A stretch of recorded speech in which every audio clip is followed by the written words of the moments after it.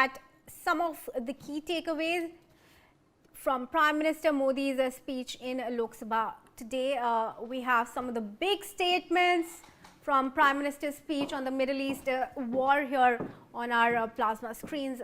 Let's take a look at statement number 1. India has 53 lakh metric ton of strategic reserve petrol. Well, that's a very reassuring statement for the people of India, after especially we saw some panic buying, not just of gas, but also of fuel. Another statement that Prime Minister Modi made was about the number of Indians that have been safely evacuated from the war zone. 3,75,000 Indians have returned to India since the war began on February 28. That is a big success for the government of India that has been able to bring back the stranded citizens of India and our expats there. Statement number 3, heads of states have spoken and have assured the safety of India. Prime Minister Modi, of course, made that big claim about having spoken to the heads of the states of the Gulf countries and the European countries, who of course have given assurances to the government of India, as Prime Minister Modi has spoken to them about the safety of Indians there. Statement number 4, in the past 10 years, imports of oil and gas expanded to 41 nations from 27. That's a very big win for the government of India that has now been able to successfully diversify its energy imports, given that there was a heavy dependence on the Gulf countries for energy supplies. Statement number 5, India is targeting an expansion of reserves to 65 lakh metric tons. That of course is significant given the crisis of oil and gas that we are looking at. A big reserve means Indians need not worry or resort to panic buying amidst the duration of the conflict. Alright, let's move on to statement number 6, the big statement from Prime Minister Modi's address. We import 60% LPG and have given priority to household needs. That was the big message that was also coming in from the interministerial meeting that started during the war. Clear message that India has of course given priority to domestic LNG while taking a temporary setback for commercial units. Of course, moving on to now big statement number 7. Ethanol blending capacity has increased to 20%, which is saving 4.5 crore barrels of petroleum. The increase of ethanol blending capacity to 20% effectively means there will be that much less import of crude oil from the Gulf countries. Big statement number 8. Let's move on to the next plate, please. 180 crore litre diesel saved through rail electrification. Another big point, India increasingly electrifying its railway network, including the metro network of the country that has expanded to major metro cities now.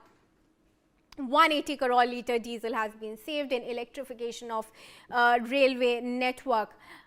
Then statement number 9, India's urea production capacity has increased by 36,000 metric tons. Again, extremely crucial because India was still is heavily dependent on Gulf for urea, a crucial element for the farm sector. And now with increasing domestic capacity, India is saving 36,000 metric tons.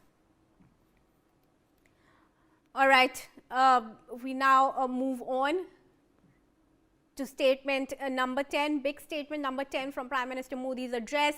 West Asia conflict is expected to stay for a long time. India must remain united. That's a message to the detractors, to the opposition in India that have of course raised questions on government's handling of the conflict. But primarily, that was the message that Prime Minister Modi gave during his address to the Lok Sabha today at 2 p.m. He delivered about a 25-minute address to the Lok Sabha, where he made broadly these crucial points. I want to now take this to our panelists in the discussion with me. Ms. Basu, I want to come to you here. Big statements, of course, from Prime Minister Modi's address, but what do you think are some of the areas that still need redressal? Well, obviously, we have to, when you're talking about it, our dependence on, Gulf as a source of our fuel. Especially when it comes to LPG and all, that has to be reduced. It goes without saying. And when we are talking about alternate energy push, of course, you must be knowing that the Prime Minister came for our NXT summit at Bharat Mandapam. There also, he spoke a lot about, how much money the country has been able to save by going into, say, for example, mixing ethanol in petrol and all that. So when you are looking at the situation, I would say that whatever is happening right now, when you're talking about the lacunae, I think it goes without saying, this energy dependence on outside, on exporting importing, I think that is the biggest lacuna, isn't it? That energy dependence has to go down. But significant efforts made in that direction. General Sehgal, what's your take? So concerned here, two major aims. One is to let the people of the country know as to what are the challenges at this point of time and how the government is bending backwards to ensure that the common man does not suffer at all, and the prices of fuel, diesel, petrol, etc. remain affordable. And as far as the households are concerned, they don't find any difficulty whatsoever. Similarly, assuring the farmers that there's going to be enough stocks as of fertilizer is concerned, not only for the current crop, but possibly for the next crop as well. And they need not worry at all. And that next aim was to reach out to the opposition in a very strong manner, that it's high time that the country stands united and sends a very clear message across to the Western world as well as to the entire world, that India today is absolutely speaking with one voice as far as the West Asia crisis is concerned. And this is very, very important and very significant from the Prime Minister's point of view. He's gone on to say very many statements, very many things which you already brought out.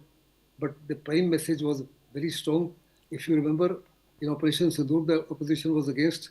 Opposition said nothing of the sort has happened.